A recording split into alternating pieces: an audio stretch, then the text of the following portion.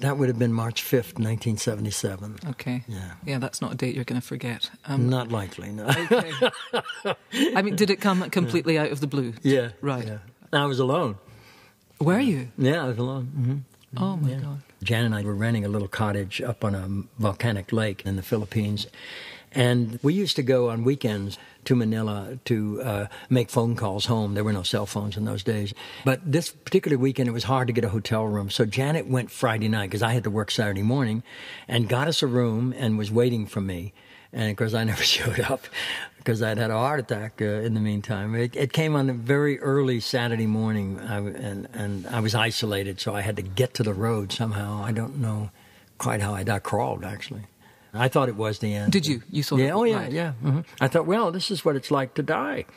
And I remember specifically thinking, I said, well, it's not so bad, because at that point the pain had stopped, and I was resigned to it, and there was no fear. I remember that very, very specifically, and I remember going, moving, and then I realized if I continued, I would not get back, and I had to very consciously stop this journey and get back, because I had too much responsibility. I had children, little children, and Janet, and it would be too much of a burden.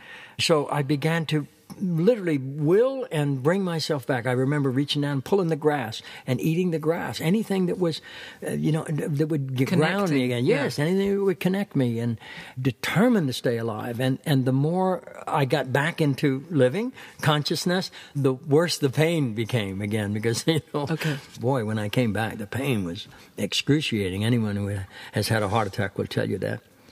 And when you got to see the doctors in Manila and you were monitored and all the tests were done, what did the doctors tell you? When I finally got to the hospital, they were able to reach Janet, and she met me at Makati Medical Center, and they were terrific there. They really pulled it together for me. And she whispered in my ear, "It's only a movie, babe."